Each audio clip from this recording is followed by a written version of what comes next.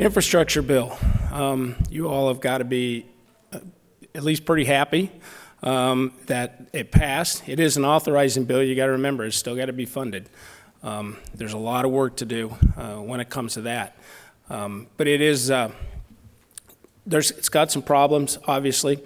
Congress's biggest job that's going to come up over the next 2, 3, 4 years is going to be oversight on how that money moves out, how it is spent, trying to keep the congressional intent intact. The intent was to give states flexibility, to give you all the flexibility to do it, and you all can make the decisions for your own state, and you understand better than anyone else, instead of merit-based criteria. And that's what I worry about, and we're seeing that creep already into implementation of the transportation bill. Merit-based criteria was debated and it was rejected in the bill. The intent was to give states flexibility.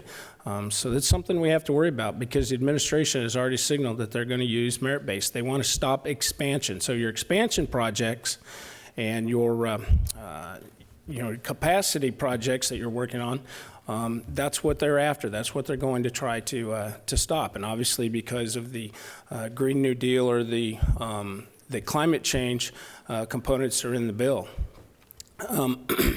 How far they go with that has yet to be determined. There's nothing wrong with having a climate change title, and as Senator Carper pointed out, it is the first time we've had a bill with a climate change title, which is a good thing. We just got to be careful that we don't go too far and that we hamper the states on those projects and those things that you are working on, particularly when it comes to capacity and when it comes to your load factors and everything that go into dealing with highways. Probably the biggest criticism that you're seeing on it, it's not paid for. And now we're moving down that road of getting away from the Highway Trust Fund to pay for transportation projects. And it could be a huge problem. We have always been a pay-as-you-go agency. In terms of user fees obviously to pay for these things. You got the Highway Trust Fund, the Aviation Trust Fund, Inland Waterways Trust Fund, Harbor Maintenance Trust Fund. We still have true trust funds when it comes to transportation projects, and we've completely moved away from that. And unfortunately, the trust fund solvency issue was not addressed in this bill. And that's a problem moving forward. It's something I've been working on for years and years, is trying to figure out how we look to the future and how we generate those dollars in an environment where we have more efficient vehicles, much more efficient vehicles, and obviously vehicles that don't buy gas or that don't use gas when it comes to moving them down the road. So that was not addressed as well. A lot's going to depend on, obviously, the state of the economy and where we are in terms of funding. And I mentioned that in the beginning, is we have to worry about funding. It's an authorization bill. It's not a funding bill. So just because those projects are authorized doesn't mean they will get funded. And a lot of that's going to come down to the administration, or whatever administration is implementing some of the long-term policies moving forward. And so it is, again, it's a concern of mine. We have gotten extraordinarily partisan on the Transportation Committee, which is unfortunate. In the House, we had a very, very bipartisan committee. We used to do Big Four agreements all the time when it came to legislation, and that was all completely thrown out the door in this last piece of legislation. What's interesting about that is the entire House of Representatives and ultimately got blocked out of the process. The Senate worked very hard. And I have to commend Senator Carper for his work.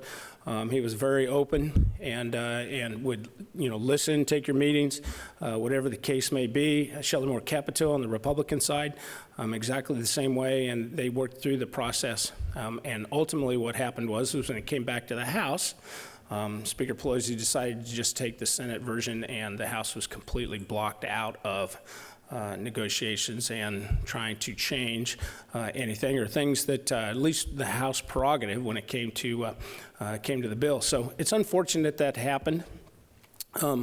It is what it is. It's the law of the land now, and so we need to move forward and again provide that oversight and make sure that those dollars are spent wisely and make sure that they get out to you in the way that was intended through Congress. What I worry about is the waste and the fraud and the abuse that can come from so much money being thrown out towards so many different things, and taking those guardrails off, so to speak, that concerns me quite a little bit. And it's going to be up to you all. I mean, that's a lot of what you do, obviously, is to keep those projects moving forward, and hopefully keep them on track and keep them under budget. Inflation's going to have a big part in that. Obviously, your buying power is being reduced every single day. The more that the price of goods, the price of materials and everything continues to go up, that just means less and less you're going to be able to do with those dollars that will be allocated. Hopefully we're going to see that turn around. Hopefully, keep your fingers crossed. There's a lot of work that obviously has to be done as we move forward. We're in a political climate right now. It's an election year. And so what we get finished the rest of the year is hard to tell. We do have a Coast Guard reauthorization that we have to get done. We've got a WRDA bill that we have to get finished, and we'll see how those work out. We're actually doing a markup today on the Coast Guard reauthorization. In fact, at 10 o'clock, I think, is when the markup starts. But we will we'll start that process, and we'll see where we go with what I mentioned about partisanship in the Transportation Committee and where we're at. We'll see how that goes today in the markup, and if we continue that trend.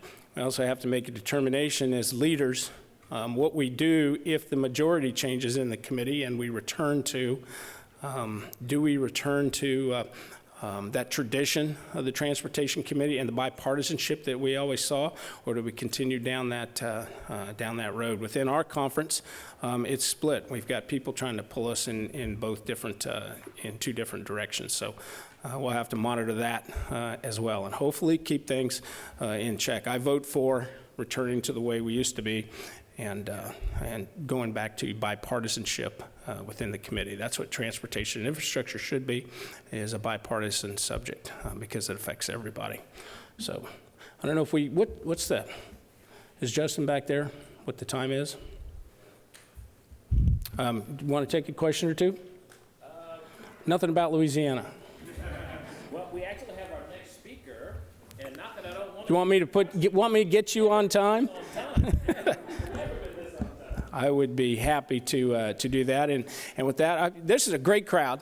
In fact, of course, obviously COVID had a lot to do with that, but it's good to see everybody back in D.C. I know you're going to do some of your Hill visits, and I just want to encourage you, that's a good thing. It really is. I know it takes time out of your schedules, and I know you all are very, very busy, but when you come to Washington, D.C., and you go do those visits, congressional visits, even if you just talk to the transportation aide or whoever that is, get your message across, because you're listened to, and it's important, and it has an impact. It really does. When people come from their states or their districts and talk to folks, it has so much more impact than than the folks that are here all the time. So I encourage you to take advantage of it. It's a good thing, and get your message across, and let's see some state flexibility when it comes to spending those dollars. So thank you all very much. And Patrick, thanks for the invite, and I appreciate it.